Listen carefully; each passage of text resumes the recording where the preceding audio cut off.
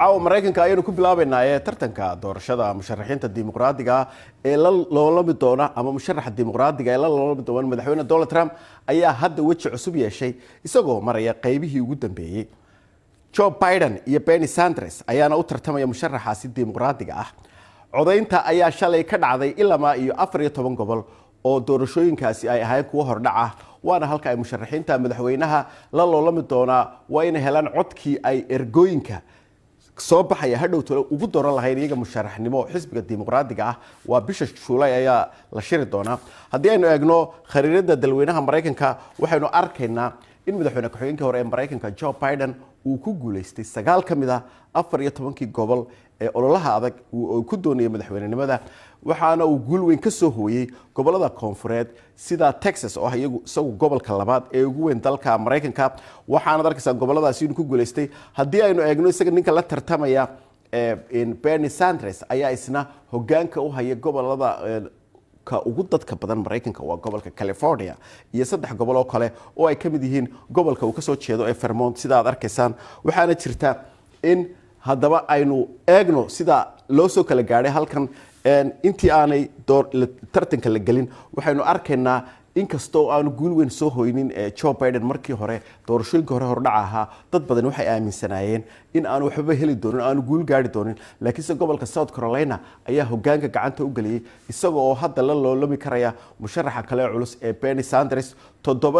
77 jir ayaa uu yahay ninkani waxaanu doonay inuu dhaqaalaha kobciyo isla markaana uu dib u dhiso tabaqada dhexe waxbarashadana uu ka dhigo mid bilaash ah waa kan isagoo ka hadlaya jaamacadda Los Angeles.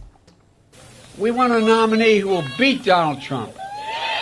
But also, waxaan doonaynaa inaan Donald Trump ka guulaysanno Nancy Pelosi ay sii ahaato afayeenka aqalka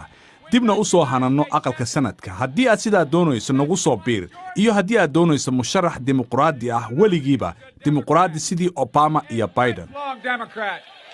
A proud Democrat. An Obama-Biden Democrat. dhanka kale Bernie Sanders isaga laftigiisu waa 67 jir waxaanu ballan qaaday isbedel uu ku doonayo inuu musharaxa ku noqdo waxa uu taageerayaa adeeg caafimaad oo bilaash ah oo dadka dhan la siiyo waxaana uu doonayaa inuu cashuurta ku kordhiyo dadka dhaqaalaha haysta sidoo kale wuxuu doonayaa la kordhiyo cashuuraha la siina dadka shaqaalaha waxaana uu ka yiri khudbadiisa uu ka jeediyay gobolkiisa Vermont. When we began this race for the presidency everybody said it couldn't be done. markii aan tartankan madaxweyne bilownay cid walba waxay tiri ma dhici karto balse caawa si kalsooni buuxda leh waxaan kuugu sheegayaa waan ku guulaysanaynaa magacaabista dimuqraadiga waana ka guulaysan doonnaa madaxweynaha ugu qatarta badan taariikhda dalkan. And we are going to defeat the most dangerous president in the history of this country. haddii aynu eegno musharaxiinta kalena waxaa ka mid ah weli hadhay Elizabeth Warren oo iyadu mar ku jirtay safka hore waxay aad ugu guuleysatay Joe Biden ba aad ugu guuleystay iyada laftigeeda gobolkii ay ka soo jeeday ee Massachusetts waxa isaguna imika ka hadhay doorashadii oo isagu goor dhaweed ku dhawaaqay inuu tartanka ka hadayo maayarkii hore magaalada New York Bloomberg isaga ololihiisa waxa uu ku kharash gareeyay $500 milyan oo waliba uu jeebkiisa ka bixiyay gobol qoro kuma guuleysan waxaana uu taageeradiisa imka siiyay Biden oo uu ku daba faylay. haddaba khadka magaalada Raleigh ee dalkaasi Mareykanka North Carolina waxa ku jirta Sahra Shirwac. Sahra waa ku salaamaya soo dhawow. Sahra doorashooyinkii waa dhaceen Super Tuesday wayna dhaaftay sidii ma la filay. Super Tuesday sidii loo maleynaayo ma noqonin laakiin in waaba doorasho ma aragtay in aad isu badbedel badan oo in run ahaantii ma laha wax la yaab leh waxa loo filayay inuu in Bernie Sanders sameeyo in horumar ka badan intuu sameeyay laakiin markii aan aragnay wixii ka dhacay in gobolka dariska ila South Carolina in guushii weyneed Joe Biden uu soo hooyay in waxa noo cadaatay in qadkii uu ku socday electionkan ama doorashadan qadkii ku socotay inay isbedeshay oo ay rajada xoogaa bedelantay. Bernie Sanders waxa kaliya aan u malaynayna inay aad u dhaawaceen waa kelmadda socialist oo dadka Mareykanku ayna si fiican u fahamsanayn in comfortable ayna ku ahayn oo ay maaragtay socialist markay Mareykanku maqlaan waxa maskaxdooda ku soo dhacda Ruush iyo Cuba. waan gartay imika labadii oday baa isku soo haray u muuqataa Bloombergna waa haray horaan loo soconayaa maxay kula tahay sidee wax u socon doonaan waxay ila tahay hadda wixii ka dambeeya inuu noqon doono Joe Biden ninka ugu horeeya tartankan sababta aan saas u leeyahayna waxa waaye Joe Biden waxa la jira establishmentkii ama odayaashii iyo donorskii iyo maaragtay